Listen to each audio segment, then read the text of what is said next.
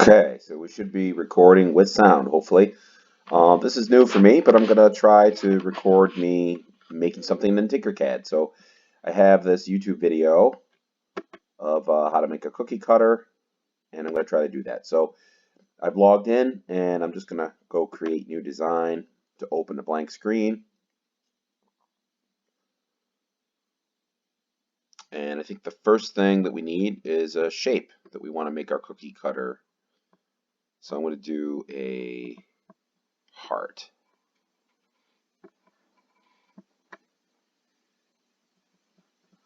So there's a heart. And I want to scale it. The video says about 75 millimeters. So I think if I click here and just go 75.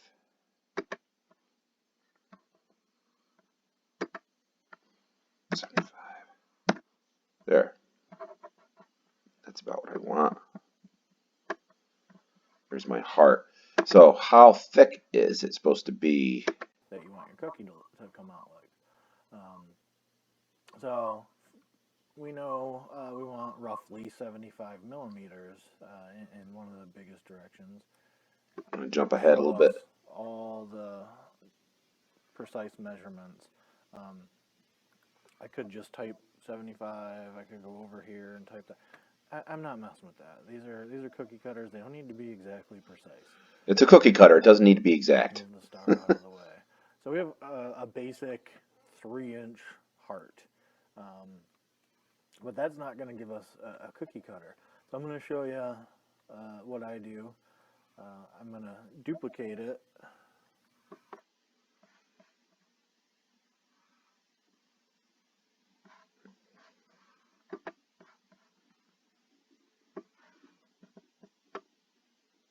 It's cool. And then I can get rid of it. So the ruler is a cool thing I just got from over here. If you saw that, it'll show me all the measurements if I want to see them. And to get rid of it, I can just click this X. But I'm going to duplicate this. I think I want to, well, maybe I will make it a little higher. Change that to 20. Looks like about his. All right, this is duplicate.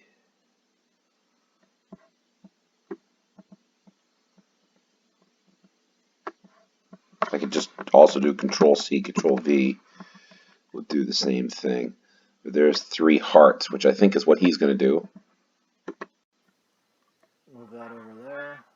I'm going to duplicate it again, and it's going to automatically pop up over there. What I'm going to do is for the outer rim of the cookie cutter, I want this to be larger. This is going to be the outer rim of the cookie cutter. This is going to be the walls of the cookie cutter. I'm going to zoom in a little bit. And this is going to end up being a hole where, to make room for the cookie, the good stuff. So for the outer rim, I'm going to have it roughly, 10 millimeters larger.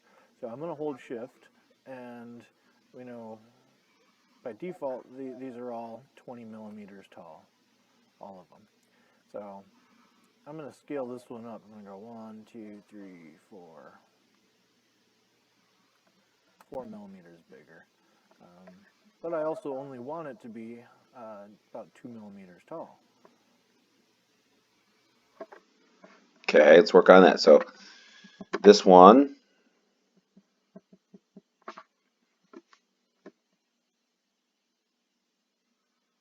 four millimeters bigger, and only 4 tall. Okay, what's he do with it? Slides it over underneath, probably. Oh, 2. So I made mine 4. End up being the outer rim of the cookie cutter. This one I'm going to drop it down 1 millimeter. Let's just change this quick to 2 there. Okay, this one here. Maybe 2.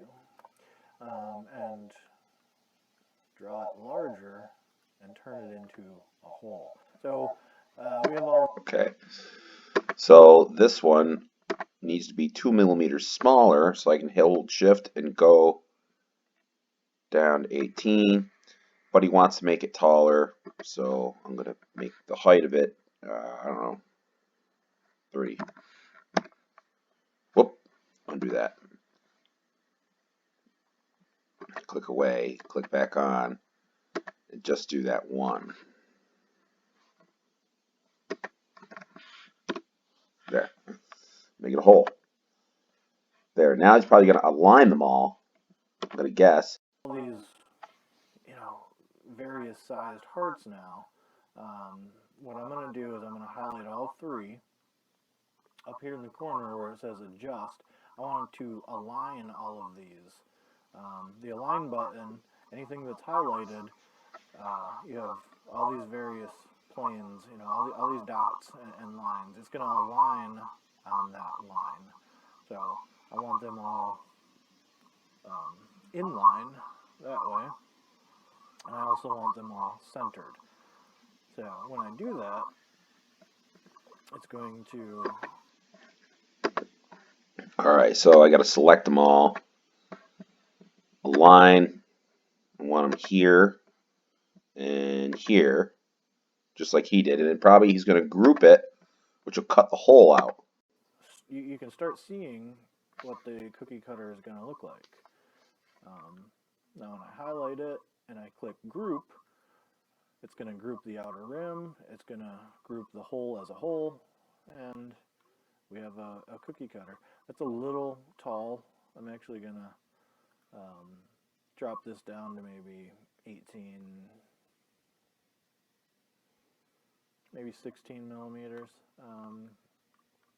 For basic sugar cookies, they're going to be pretty thin. And then I'm going to group it. One thing, that wall, looks a little thick to me. We can't have them too thin. The 3D printers that we're using, the ones I'm using, has a 0.4 millimeter nozzle. So we want to make sure these don't get too thin, that they're going to be thinner than the nozzle, or else the slicing software won't be able to pick them up, and they're going to be very brittle. They also don't need to be that thick. So I'm going to ungroup it one more time. I'm going to hold shift, bring this up 1 more millimeter to 38. Let's see, maybe 1 more. 39. That's starting to look a little thin. I'm going to go back down to 38. And that hole is going all the way down to the bottom. And I'm going to group it. So, now, one thing to mention, when we do it this way, because when we're scaling, say, the hole down, it's actually going to scale, it's gonna scale the shape, so it's actually gonna close the gap in here. So mathematically speaking, we're gonna have lines where this edge is thicker than this edge down here. For those that are, OCD, that could drive you crazy. But if you think about what this is for, all this is supposed to be is something that's gonna press into dough. I definitely consider these disposable. So again, it's a cookie cutter. Alright, so I want to make this a little bit bigger, I think.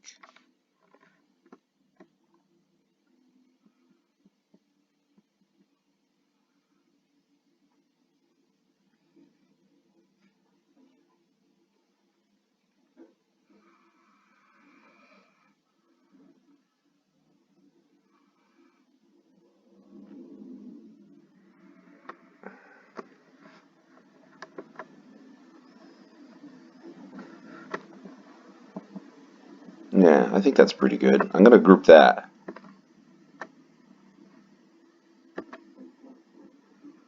There.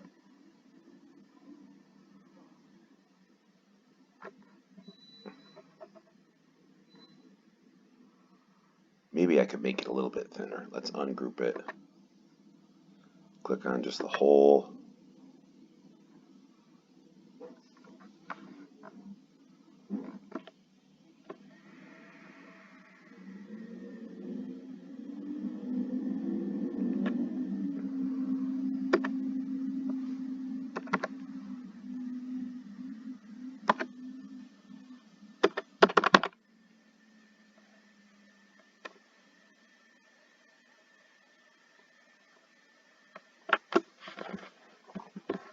see what it looks like at 32. There we go. All right, cookie cutter.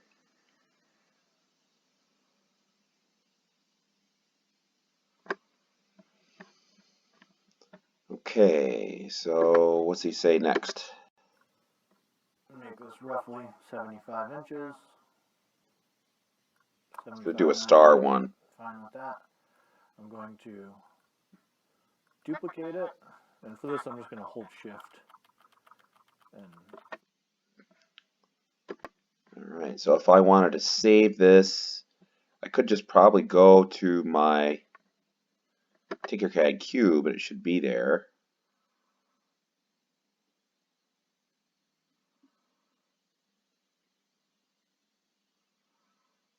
There it is. And if I wanted to print it, I could click on the design,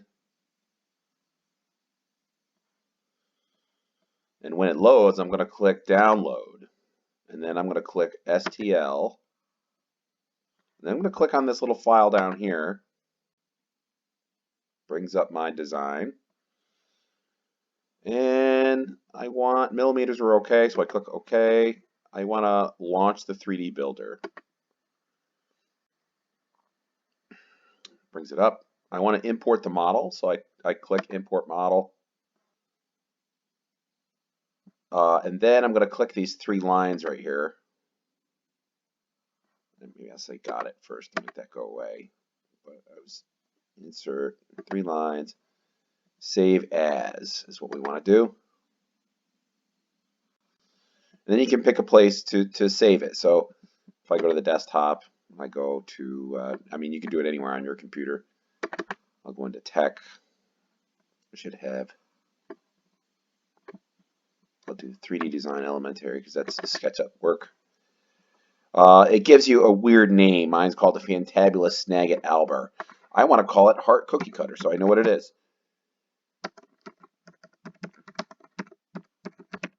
And there you have it. So there, now that file is saved, so I can close all this stuff out.